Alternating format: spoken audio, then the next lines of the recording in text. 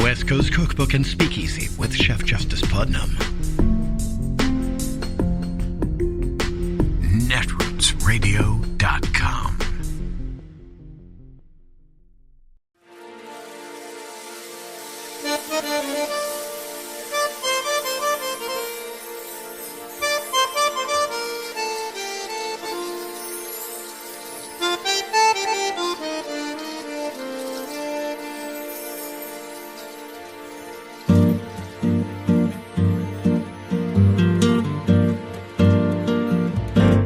Je voudrais du soleil vert, des dentelles et des théières, des photos de bord de mer, dans mon jardin d'hiver. Je voudrais de la lumière, comme en Nouvelle-Angleterre. Je veux changer d'atmosphère, dans mon jardin d'hiver. À fleurs sous la pluie de novembre, tes mains qui courent, je n'en peux plus de t'attendre. Les années passent, il est loin, là je tombe. Nul ne peut nous entendre. Je voudrais du Fred Astaire, revoir un latte Goët. So, Mark, 9 more Republican-led states have sued President Joe Biden over an executive order that he issued in 2021 that expanded voter registration opportunities and made it easier to access accurate election information. This marks the 4th Republican lawsuit where Republicans are claiming that Biden overreached his authority with this order.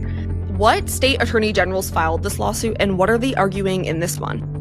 Okay, so let's just start with the fact that if Republicans don't want to seem weird, why the hell do you keep filing these lawsuits? I mean, there is nothing weirder than Republican attorneys general spending taxpayer money attacking a presidential executive order that says, hey, federal government, where you can, try to make it easier to register to vote. I mean, if you want to not seem weird to people, stop doing that. Okay, so who's doing this? It's kind of like, honestly, it's like the bar scene out of Star Wars, right? It's the usual Republican suspects. It's the AGs in Iowa and Kansas, Mississippi, Montana, Nebraska, North Dakota, Oklahoma, South Carolina, South Dakota, right? I mean, like, these folks have nothing better to do than to be like, hey, everyone, I want to attack voting rights. So I'm going to literally file more lawsuits against the United States of America for making voter registration easier. They are arguing that, federal law and the Constitution prevent the federal government from being engaged in voter registration promotion and the conduct of elections. It's a nonsense lawsuit. So it leaves us, Sophie, to ask the question, why are they doing this? Like it's not because they're actually going to win, right? We know that, right? Because Republicans file most of their lawsuits knowing they're not going to win. And I can't even imagine that they think that this is good politics for them, right? Like, they're telling their citizenry, hey, we're trying to make it harder for you to register to vote. So what's going on here? These are Trump sycophants. The Republican Party has become the party of Donald Trump. Everyone in the Republican Party who's in elective office is constantly trying to wave their arms and say, hey, Donald, look at me. I'm doing something that you'll approve of, because they figure, maybe in their next election, or if they run for some other office, Donald Trump will endorse them. Well, here's my message. Eventually, Trumpism is going to be exposed for the fraud that it is, even within the Republican Party. And each and every one of you attorney generals who did this, you are going to go down in history as a shameful figure for attacking voting rights when democracy was at stake. So this is the 4th lawsuit from Republicans that are attacking this 2021 pro-voting executive order. Are they literally filing the same lawsuit in all of these different states? Or are their claims slightly different in each of these 4 cases? Look, they all have slightly different legal claims, but they all are trying to achieve the same thing. And if you look at what the cast of characters are here, you've got these AGs. You've got the Pennsylvania Republicans, right? Who are like they're always at like if there's voter suppression to go on, you can count on the Pennsylvania Republicans to like be early to the party. You know, they're like, where do we go to suppress? You know, oh, over there. Okay, we're going right. Like so, like the Pennsylvania Republicans early to the party. They have a theory under the election clause, which is not even worth getting into. All right, the next one is from the America First Policy Institute, which is just like a bunch of Trump people, like it's like Larry Kudlow, who was in the administration, Linda McMahon, you know, of WWE fame. You know, I know Sophie, you're probably a big fan of the WWE, Vince McMahon's wife. You know, it's Trump people, but here's the thing, Sophie. You know who else is in that lawsuit with them? Frank LaRose, the attorney, the Secretary of State of Ohio, who, you know, not that long ago, we were being told that he was like a moderate Republican, right? Like that ship has sailed, right? We now know he's MAGA through and through. And, you know, we've talked a lot at Democracy Docket about what he tried to do with the pro-choice ballot initiatives in Ohio and all of the times he tried to rig those rules and wound up losing, same with the redistricting amendment. But finally, and I can't let this one go, Ronnie Jackson, the congressman, you know who I'm talking about, Sophie? Is he the one who is Trump's doctor? Yeah, right. He's the doctor. He's the guy who was like, he was the White House physician who like became super Trumpy, and now he's in Congress, and it's like, you're kind of like, what do you do with that, right? So Frank LaRose is really thrown in with the best and the brightest over there. Congratulations, Secretary of State, on losing your Senate race and making a complete fool out of yourself. And then finally, Missouri and Arkansas Secretaries of State brought cases. I mean, what more is there to say? So why are Republicans targeting this specific executive order that was issued 3 years ago? What is so special about this order that they're targeting it now? And why are these lawsuits all cropping up now, all within the last 6 months? Yeah, okay, so look, Republicans have a two-part strategy for this election. They want to make it harder to vote and easier for them to cheat after the election. Okay, that's it. That's like their whole strategy. When Donald Trump says, I don't need you to vote, that's because this is his plan. He wants to make it harder to vote, easier to cheat. When he says Christians want us to vote in 4 years, harder to vote, easier to cheat. Okay, this is it. This is like when the Republican Party puts out their splashy websites, and then Donald Trump recently in a video, let's show this video. On November 5th or sooner, if it's early voting, which largely it is, which is ridiculous, we should have one-day voting, paper ballots.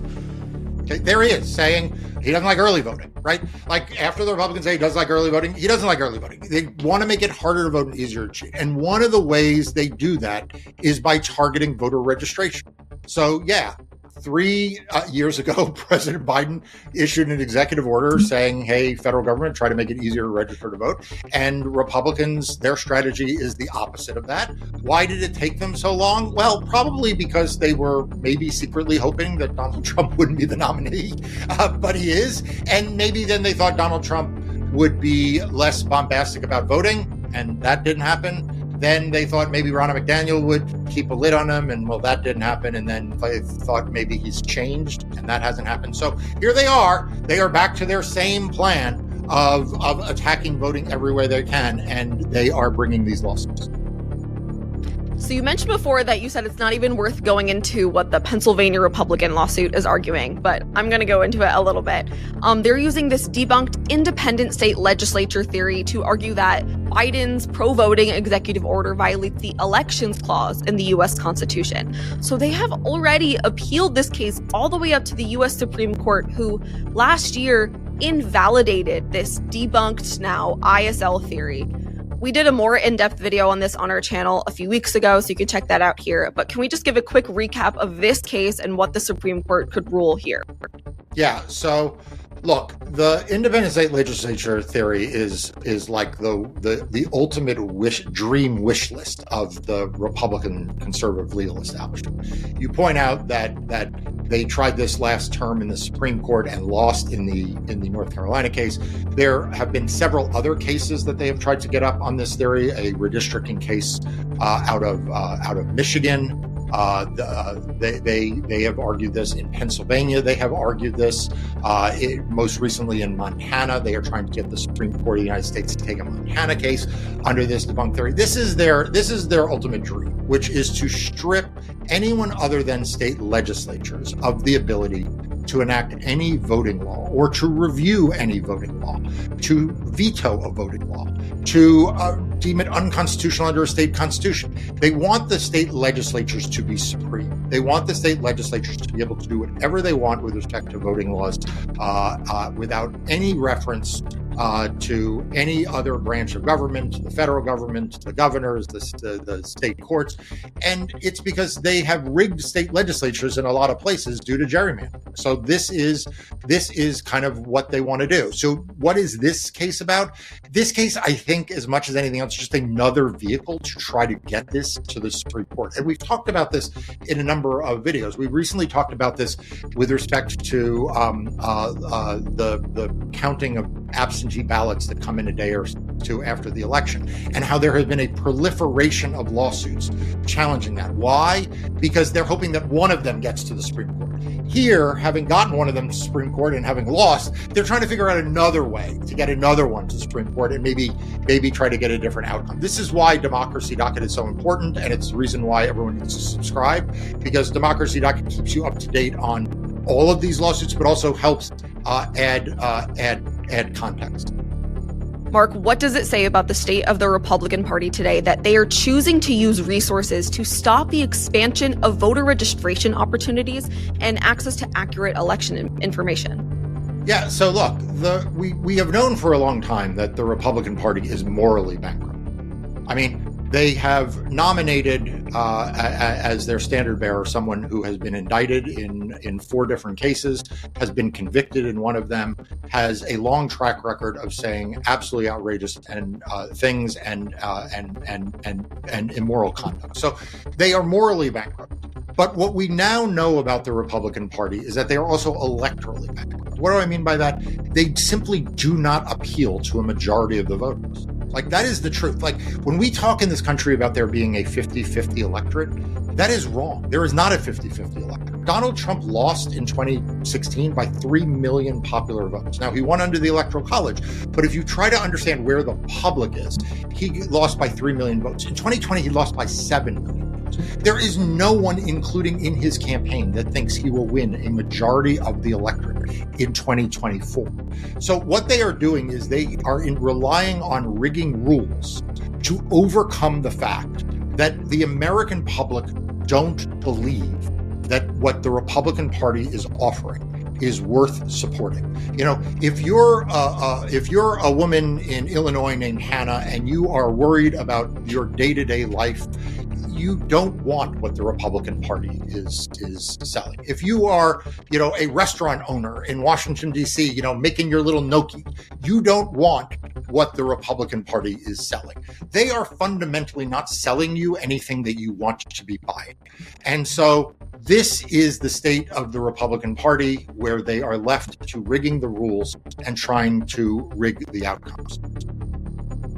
It is Tuesday, the 20th of August of 2024, and you are in West Coast Cookbook and Speakeasy. I am your chef de cuisine, Justice Putnam. Gunner, the English bulldog, is our snoozing sous chef. Precious, our little Yorkie, is the door girl. But as you know, she is sleeping in, so we will be seating you directly for our especially special daily special, Tarrytown Chowder Tuesdays, a small, scant dash, a mere pinch of hot smoked Hungarian paprika will make all the difference in the world. It always has, and it always will. Okay.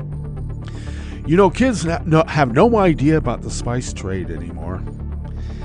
I don't know what happened to history. They've taken it away as a major. I guess if you don't know about the Magna Carta, you won't care about democracy now, will you? Seems like a plan. Anyway, how are you on this fine Tuesday? We got to see democracy in action last night. Well, I did, because I was able to observe it not through the lens of corporate media. My God, are those guys a bunch of whiners. Gals, too. Wine, wine, wine, wine, wine. I saw one pundit complain that 5 straight hours of speeches is a lot of speeches. My God. Yeah, it's a lot of speeches when you have to spend 3 hours in the makeup chair, lady. All right. It doesn't seem so long if you don't have to spend so much time prepping for it. And by prepping, I mean sitting in a makeup chair. Because obviously these young'uns have never been to a convention before. They only happen every 4 years. So they might have missed it a few times previous. Yep, they have. Anyway, I am coming to the dire conclusion that, about 50 years of degrading. Where am I? Several decades upon decades of completely destroying education on all levels is having a severe impact. I cannot believe that people don't understand how things work. Okay, well, they paid a lot of money apparently for those journalism degrees, and from all that I can gather is that their loans are being forgiven. I always fail to understand the argument against student loan forgiveness when the whole industry was predicated upon a mob tactic. It's just so unbelievable. So you're saying that the victims of, like the 3-card Monty on the corner, they're the ones that have to pay up? Give me a break. Jeez. Well, they got some earnings out of that. No, they got some losses. Well, they still got to claim it. Well, wait. That's the crook right there. These are the victims. Stop penalizing the victims.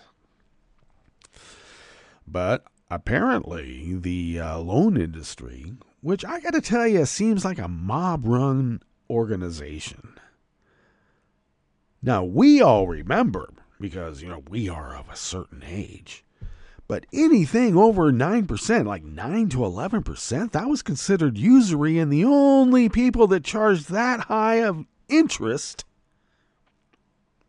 was the mob. It was illegal to charge, I believe it was 9%, and then they raised it to 11 at some point. Now it's like what? They start you off at like 20%, and you think, oh, wow, what a great deal. And then the fine print says, yeah, but in a month we're going to charge you 30. So, you know it going in, so you don't need to tell me anymore. You got your introductory offer that seems pretty damn high to begin with, and you're going to raise it up to your usual 29%. Everybody's a lawyer now. Everybody's got to charge what a lawyer charges. Well, they'll say, no, we don't. We're giving you a break from what lawyers charge because they charge 33%. We only charge 30%. Oh, good. I'm getting a break. I feel better. Anyway, these kids, and I'm calling them kids, I'm sorry. They could be 35, they could be 40. I think they're about 23 in many cases. And this is like, fun and games. They've never been there. The only thing close to anything like what they've experienced before is going to CPAC. Because that's like one of those rite of passage places. The Amish, the Hutterites, the even the Mormons. They get a period of time in their youth as they become young adults to go out in the world and just blow it off. Smoke cigarettes, drink, carouse, have sex, etc., etc., etc. Then you come back and then you're a pious little worker bee, I guess. So CPAC provides that, shall we say, release of energy for the young people of a particular political spectrum. And I think that these journalists, by and large, that are covering the DNC at this moment, their only experience is going to CPAC. And I know, because I've been through a few DNCs before when they came through San Francisco and also other parts of the country, because that's the kind of guy we are. We are? That's the kind of guy I am. I was trying to say that's the kind of family I come from. But, two things. When the DNC is in town, the hookers always complain business goes down. When the RNC is in town, the hookers are saying, man, business has never been better. I know this is anecdotal, but I have a lot of anecdotal evidence to provide personally because I've been there.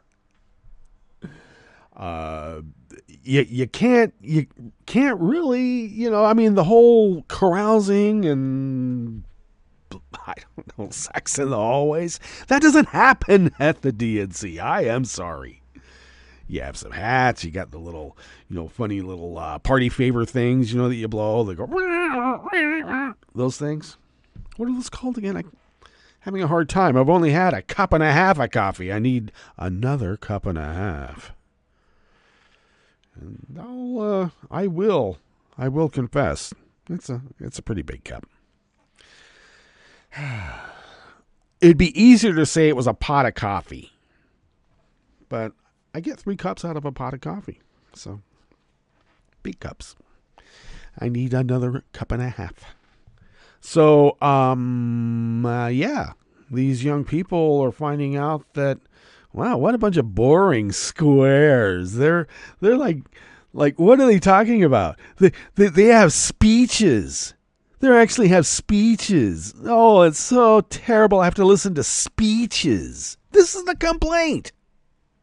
They were complaining that Joe Biden, Sleepy Joe, kept them up an hour late. Now, some people have been joking, oh, is it because you're so tired? No, it's because they wanted to get their cocktail in the green room as usual. And it could be that some of them are getting the jitters and they time it. When you're an hour off, that hour can last forever. And apparently some of those pundits have the jitters. Not knowing that pundits in the past knew to bring their, shall we say, fortification with them. What idiots. Inexperienced little brats. And we're supposed to, well, maybe they're not so young. Still bratty, though. You got Kessler over there, fact-checking for the Washington Post. What the hell? Is this like gaslighting season or something? How stupid do you think we are? They're trying to parse things like, oh, well, he never actually said that. There's no recent evidence of him actually believing that now. Really? In 1978, he said, I'm not renting to black people. And in 2024, he's saying, I'm not renting to black people. Give me a break. There's no evidence of love letters. Kamala Harris said that they exchanged love letters, Trump and Kim Jong-un. There's no evidence of love letters. And yet, A guy who writes for that same paper. You know, the Robert Redford character. He was writing a book. I believe he had access to 27 of the letters, or was it even more? Was it 270? Some amount that was a considerable amount, considering. And they were called love letters. Give me a break. They were referred to as love letters in the New York Times and the St. Louis Tribune. Yada, yada, yeah. Kessler, where the F do you think that you are?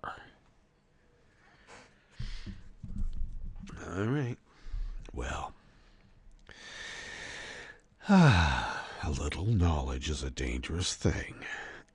And I suppose a lot of knowledge is even more dangerous to them. So let's make sure we have a lot of knowledge. That's what I'm trying to get at. Alrighty. Well, I guess... Oh, I never gave an update on our little precious. Let me just tell you. She was sleeping on the floor when I went up to do some of my business in the early morning. I decided to just lift her up and put her on the bed, which she just perfectly loved. And when I got up this morning, she decided to lay there a bit. And I went out to probably turn out the garden lights that I have plugged in rather than on solar, because I'm waiting for them to get here. The previous solar switches have stopped switching. So I have a new supply coming in. Regardless, she was up and wanted to get a little bit of food and do her business, and was wagging her tail. And as Dr. Dickey says, if she wants to get up in the morning and face every day, then that's a good sign, and that's a good sign once again. She goes for her IV drip tomorrow. Her ears are draining as from the OD pack that was put in last week, and I've been trying to keep up with that. They said not to go into the ear, only what kind of like drips on the outside. Ick. So she goes in for her regular IV drip for her leukemia, and I just think that she's, knock on wood, doing pretty well. Now, I should give a big fair warning.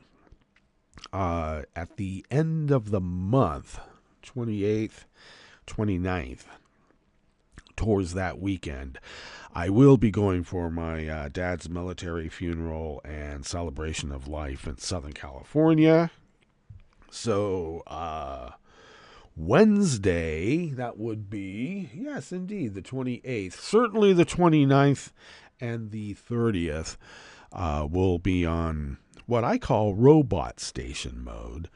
And I'll format things that need to be formatted. But for the most part, things will go off as they usually go off, except when we'll be relying on our friends at the PV channel to fill in.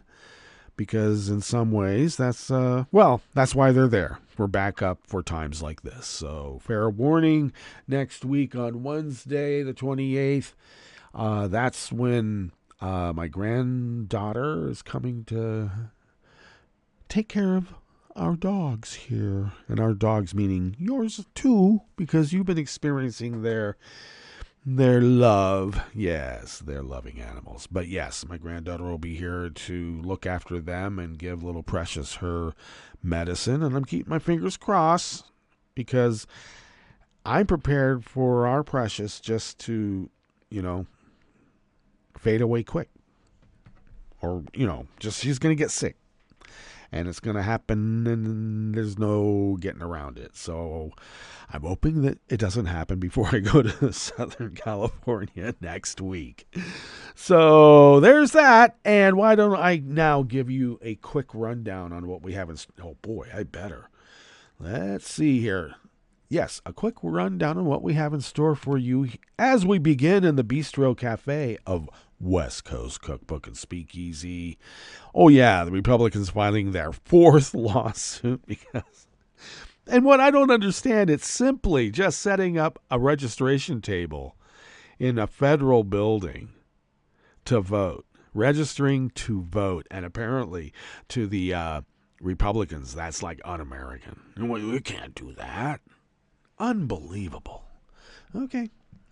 On the rest of the menu, the Trump campaign threatened the Loudoun County, Virginia GOP with a lawsuit over merchandise sales. Donnie needs to wet his beak, and they're not letting him. Illinois will become just the 5th state in the nation to prohibit corporal punishment. I never believed in beating kids, but they're going to prohibit it in all of their schools. Good. And the differing approaches Idaho and Oregon took to heat-related deaths on the job had fatal results for one of the states. Guess which one? I bet you can.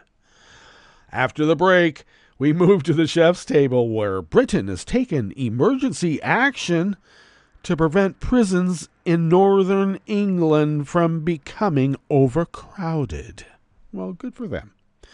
And employees at Mexico's federal courts went on strike over measures that would make all judges stand for election. All that and more on West Coast Cookbook and Speakeasy. Bon appetit.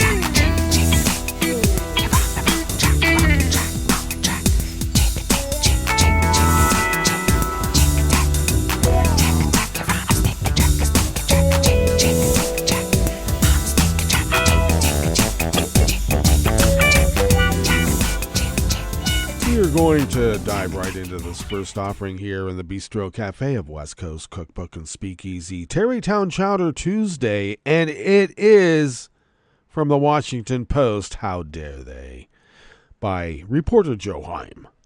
For several weeks, the Loudoun County Republican Party has been selling merchandise on its website, highlighting a photo of Trump triumphantly surviving a July 13th assassination attempt. Is that what it was?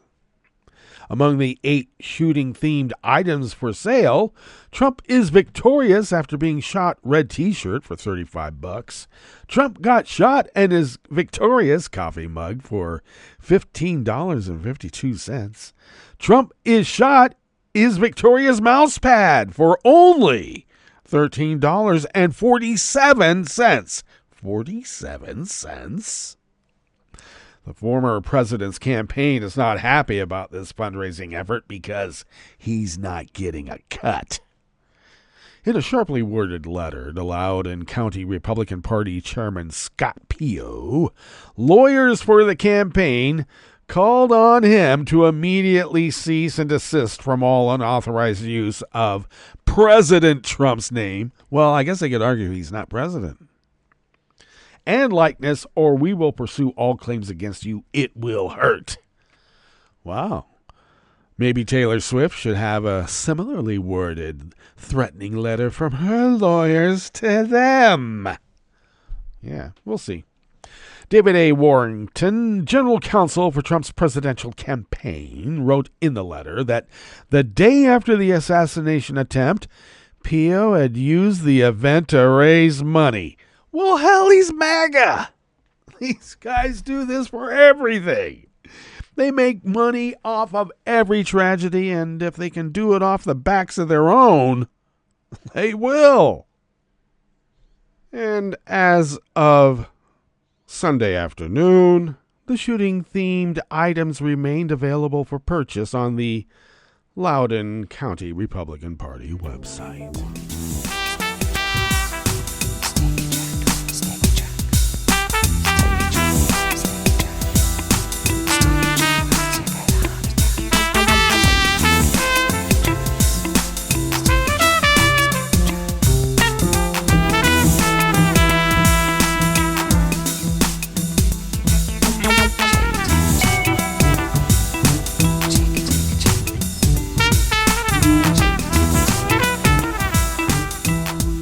John O'Connor at the Associated Press brings us this next offering here in the Bistro Cafe of West Coast Cookbook and Speakeasy.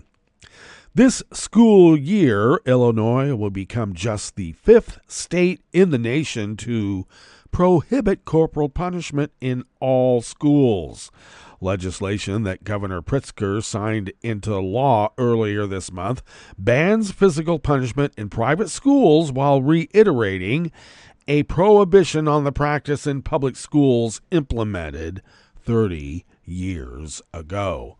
When the ban takes effect in January, Illinois will join New Jersey, Iowa, Maryland, and New York in prohibiting paddling, spanking, or hitting in every school.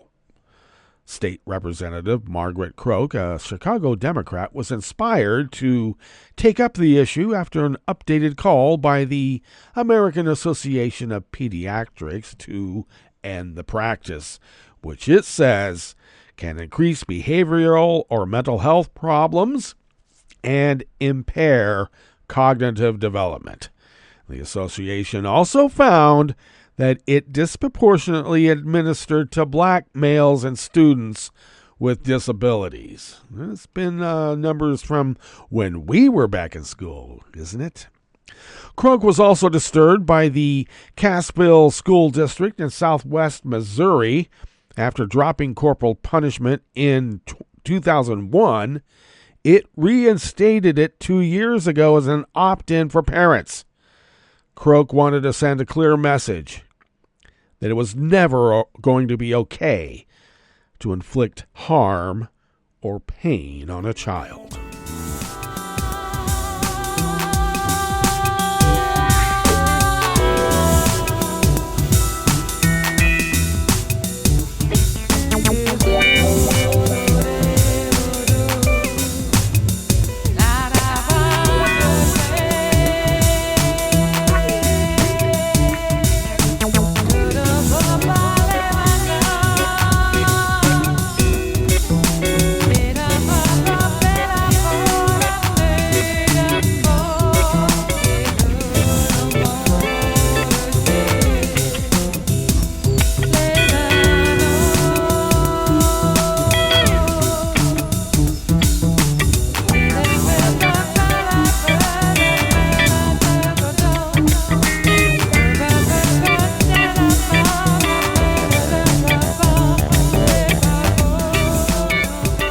Rachel Spacek at Investigate West brings us this final offering here in the Bistro Cafe part of West Coast Cookbook and Speakeasy, Tarrytown Chowder Tuesdays. In a historic heat wave that covered the Pacific Northwest in June of 2021, 2 workers died. Sebastian Francisco Perez, a 38-year-old Guatemalan immigrant, collapsed in 100-degree heat while moving irrigation lines outside at a farm and nursery in St. Paul, Oregon, south of Portland. Just 500 miles away, a few days later, Ian Booth, a 33-year-old Idahoan working on a landscaping crew near Lewiston, Idaho, died of cardiac arrest from heat exposure.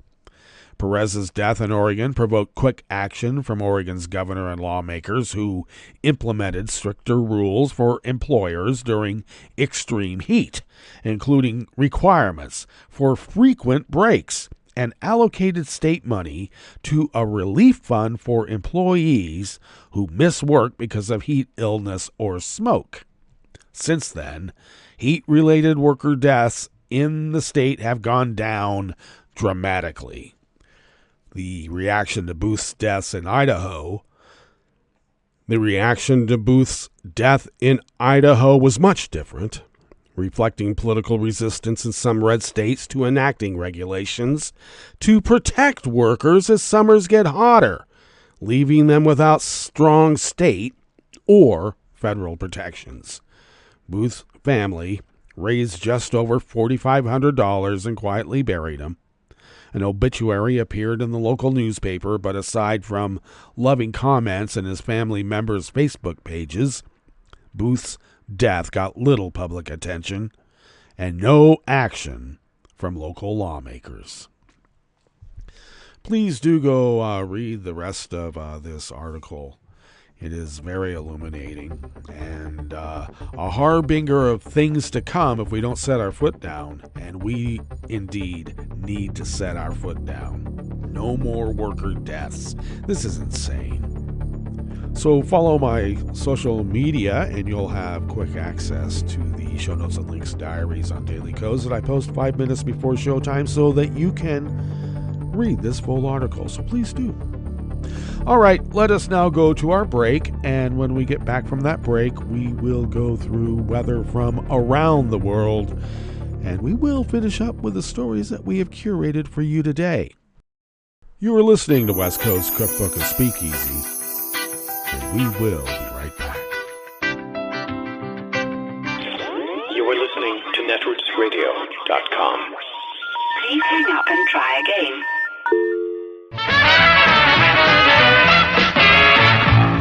From a point at sea to the circles of your mind, a new force is at work for planetary transformation.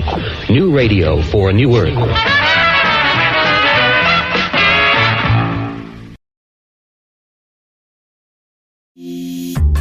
This program is presented by the Centers for Disease Control and Prevention. Hey kids and parents, it's back to school time. As you shop for school supplies and get ready for class, make sure you have emergency plans in place. Did you know that emergency preparedness plays a major role in school life? Throughout the year, schools actively prepare for natural disasters, outbreaks, and other emergency situations. Students and parents need to be aware and learn what to do during an emergency. Every family should build an emergency kit, make a family disaster plan, and be informed about events that could affect their community. Parents, take a few extra steps to help children be prepared. Make sure they know the full name, address, and phone numbers of parents or guardians. In our high-tech world of cell phones, memorizing emergency phone numbers is very important. Include a copy of this information in their backpack. Other items to keep in their backpack include water and non-perishable snacks, a pocket-sized first aid kit, a whistle to alert others for help, and a list of allergies, medical conditions, and medications. Make sure their school and teacher have a copy, too. Be familiar with different routes and ways to travel home, like walking, taking the bus, or riding home with another student who lives nearby. Establish a secret code word with your child and whoever takes them home from school to protect against an unauthorized person picking them up. This list is a great starting point to prepare your student for the upcoming school year. Customize these steps to fit your child's capabilities and needs. Ask school administrators and teachers about emergency preparedness plans so you know what steps they are taking to keep your child safe. Many schools have guidelines on how to shelter in place during natural disasters, how to secure classrooms during an emergency lockdown, and how to teach preparedness curriculum to students. Remember, emergency preparedness is important for everyone. Children who are prepared are more confident during stressful emergency situations. By following preparedness guidelines, parents, children, and school staff can improve their safety and peace of mind. For more information on school emergency preparedness, visit cdc.gov/children/schools. To learn more about disasters and emergency preparedness, follow @CDC Emergency on Twitter or visit emergency.cdc.gov. So, let's get prepared. Have a great school year. For the most accurate health information, visit www.cdc.gov or call 1-800-CDC-INFO. We're the Goo Goo Dolls. We're fortunate that our daughters have what they need to grow and learn. But that isn't the case for nearly 13 million kids in the U.S. that struggle with hunger. Childhood hunger is a heartbreaking reality that Feeding America is working to change. Each year, the Feeding America network of food banks rescues billions of pounds of good food that would have gone to waste and provides it to families and children in need. You can help kids in need in your community by visiting feedingamerica.org. Brought to you by Feeding America and the Ad Council.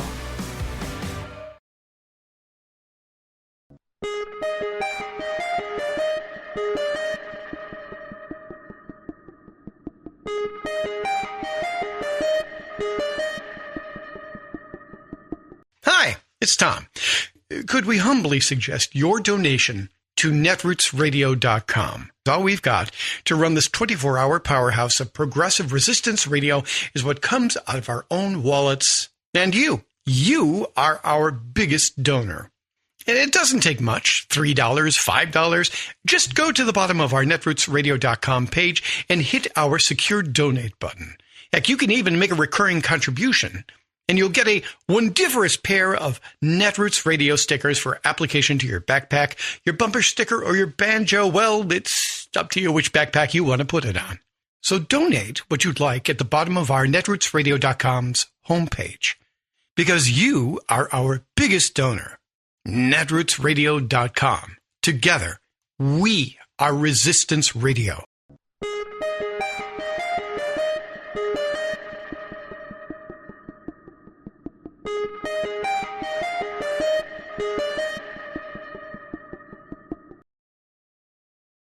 Will the new Massachusetts gun safety law survive the NRA's challenge? I'm Bill Newman, and this is the Civil Liberties Minute. The new state gun law requires all ghost guns and 3D printed guns to be traceable, to be stamped with a serial number. Creating, possessing, or transferring an untraceable gun carries a serious penalty. In addition, the state's red flag law is expanded to allow school administrators and licensed healthcare workers to petition a court to force a gun owner who poses a threat to themselves or others to surrender their firearms. The law also prohibits guns in sensitive areas, such as schools and courthouses, polling places, and government buildings. The bill was passed to update the state's gun laws after the Supreme Court's 2022 Bruin decision, which held that the Second Amendment guarantees almost anyone the right to carry a firearm almost anywhere. And the 2024 Rahimi case, which held that despite what the court just said in Bruin, dangerous domestic violence perpetrators can temporarily be deprived of their guns. The NRA called the new Massachusetts law one of the most egregious and freedom-restricting laws in the history of the Commonwealth and vowed to challenge it in court. The lawmakers who drafted the bill expressed confidence that it can survive any challenge. The likely result? Well, it's a carefully crafted bill. But as Yogi Berra said, it's tough to make predictions, particularly about the future. The Civil Liberties Minute is made possible by the ACLU because freedom can't protect itself. Don't you wish your life came with a warning app? Stop. That dog does not want to be petted. A heads up before something bad happens. You should not send that text. Uh-oh. Life doesn't always give you time to change the outcome, but prediabetes does. With early diagnosis and a few healthy changes, you can reverse prediabetes and prevent or delay type 2 diabetes. To learn your risk, take the 1-minute test today at doihaveprediabetes.org. Brought to you by the Ad Council and its prediabetes awareness partners.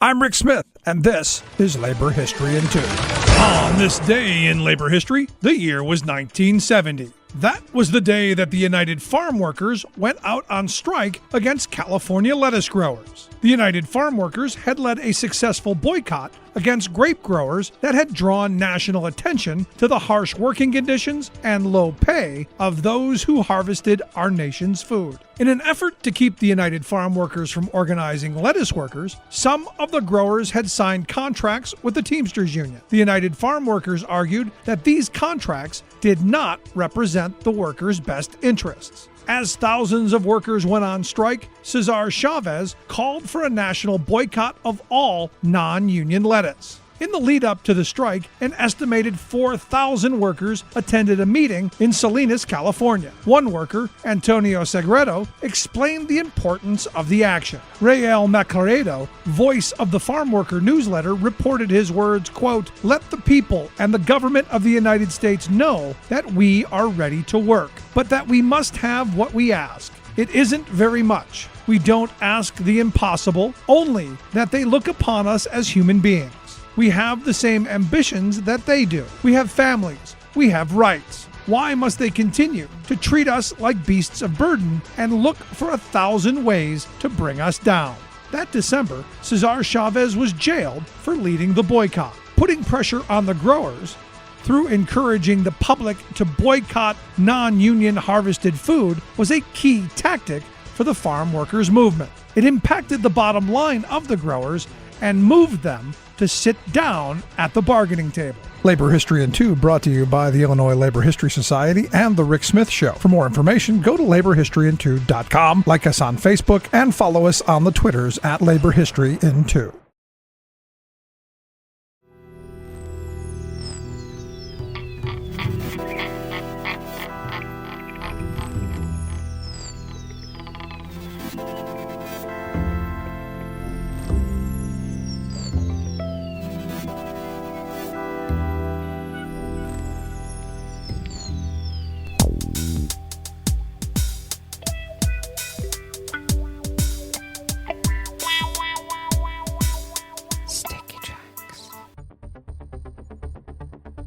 Thank you for accompanying us here to the Chef's Table at West Coast Cookbook and Speakeasy Tarrytown Chowder Tuesdays.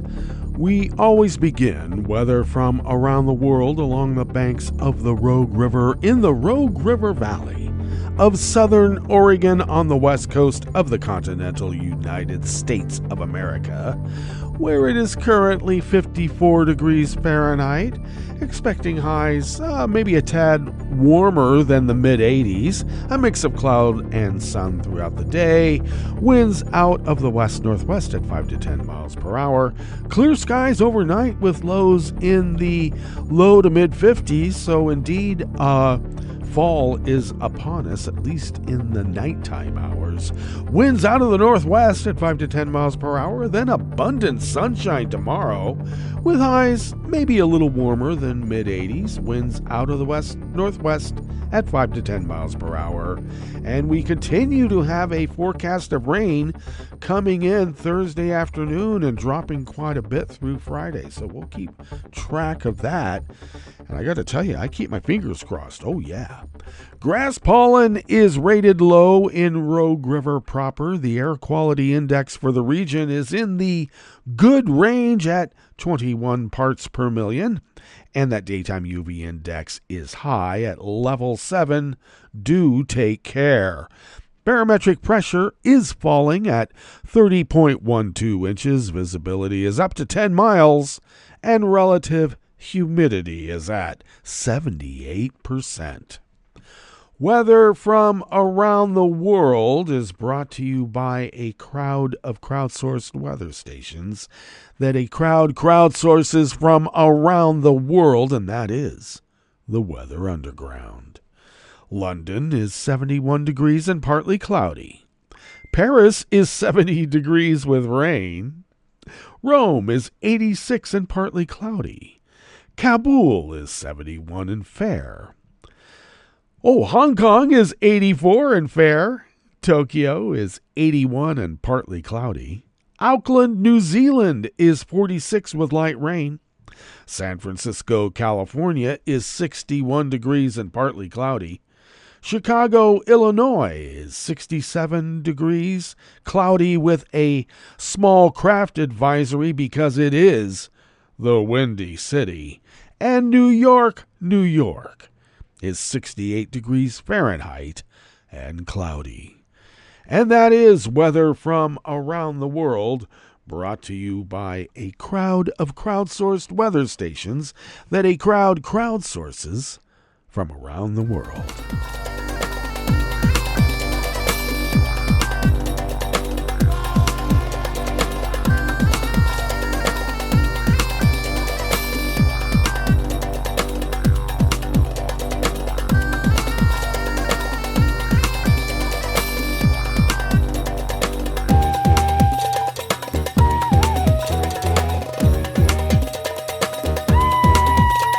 Staff at the World Desk of the Associated Press brings us this first amuse-bouche here at the Chef's Table at West Coast Cookbook and Speakeasy.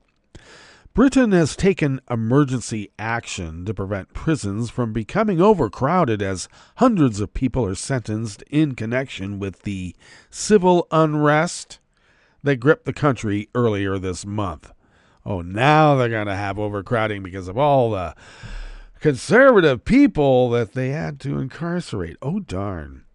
Under the measures, defendants in Northern England will be held in police cells while awaiting early court appearances, and they will be summoned to court only when there are prison spaces available for them.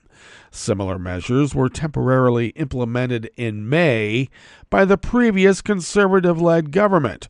The recent civil disorder has heaped pressure on prisons in England and Wales, which were already running out of room amid budget constraints, a growing population, and tougher sentencing guidelines. We inherited a justice system in crisis and exposed to shocks, Prisons Minister James Tipson said in a statement. As a result, we have been forced into making difficult but necessary decisions to keep it operating.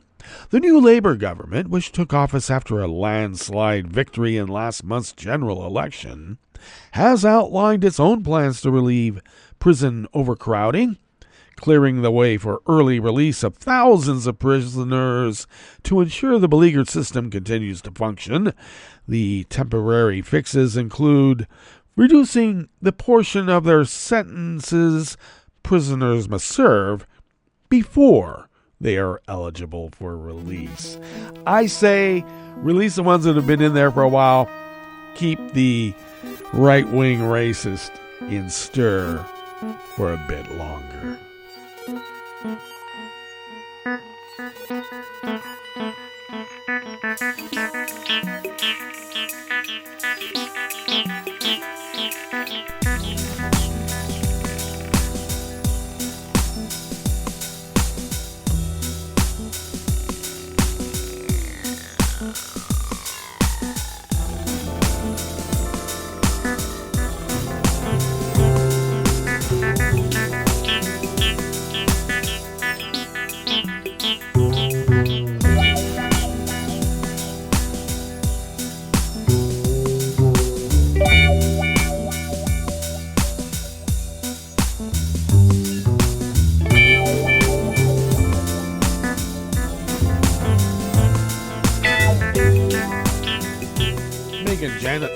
At the Associated Press World Desk brings us this final amuse-bouche here at the chef's table at West Coast Cookbook and Speakeasy, Tarrytown Chowder Tuesdays.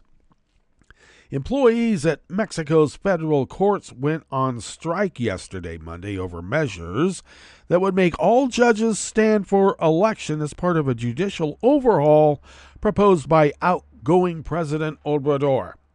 Unionized court employees put chains and locks on the gates at several courthouses, saying the measures would deal a significant blow to checks and balances in Mexico and also threaten their working conditions, benefits, and salaries. The strike comes amid a long-running rift between the populist leader and the judiciary, spurring on democratic concerns. Striking employees also objected to changes that would eliminate the system by which judges and court employees accumulate experience and move up to higher positions.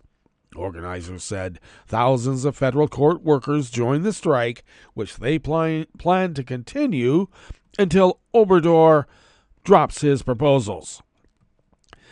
Angelia Roman Mojica, a federal judge who has worked in Mexico's judiciary for nearly 25 years, was outside a federal court in Mexico City on Monday morning alongside hundreds of other protesters. It is a way to put an end to judicial power, a violation of the separation of powers, said Roman Mojica, adding that it is not the way to improve the justice system. López Obrador's proposals would allow anyone with a law degree and only a few years of experience as a lawyer to be elected a judge.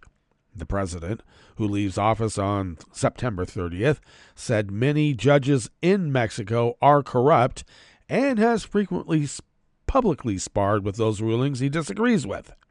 His administration has also botched many of the cases that brings to court and then blame the judges. López Obrador is known for his dislike of independent regulatory and oversight agencies, most of which he wants to eliminate. Sound familiar? Critics say the judicial reforms are aimed at weakening the independence of the judiciary and eliminating checks and balances on a president's powers. Coming to an America near you if we don't stop it. Well, that brings us to the end of our broadcast period for the day, but you do know Netroots Radio broadcasts on, and we will meet up here tomorrow for Smothered Benedict Wednesdays, so do stay tuned to Netroots Radio all day and all night for all the breaking news as it breaks, and we may be live streaming the DNC starting at 4 p.m. Pacific, so stay tuned for that.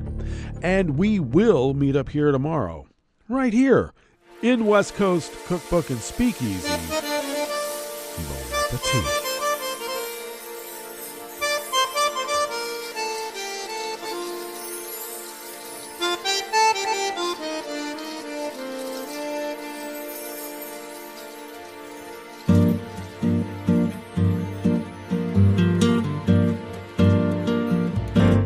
Je voudrais du soleil vert, des dentelles et des théières, des photos de bord de mer, dans mon jardin d'hiver. Je voudrais de la lumière, comme en Nouvelle-Angleterre.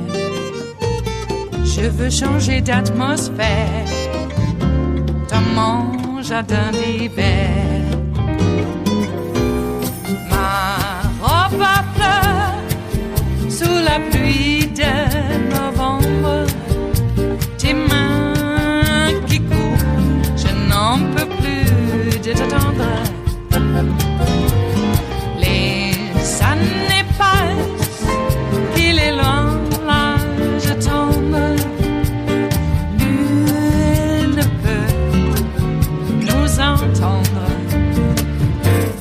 Je voudrais du Fred Astaire, revoir un latte Goël. Je voudrais toujours te plaire dans mon jardin d'hiver. Je veux déjeuner par terre, comme au long de golfe clair, t'embrasser les yeux ouverts dans mon jardin d'hiver.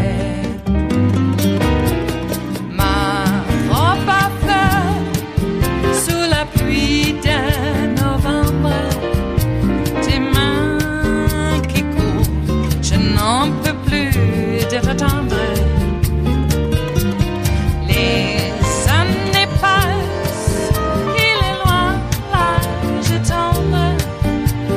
Nul ne peut nous entendre. Ba-da-da-dum-di-da-dum. Ba-da-da-dum-di-da-dum. Ba-da-da-dum-di-da-dum. Dans mon jardin d'hiver. Ba-da-da-dum-di-da-dum. Ba-da-da-dum-di-da-dum. Ba-da-da-dum-di-da-dum. Dans mon jardin d'hiver. Dans mon jardin d'hiver. Dans mon jardin d'hiver.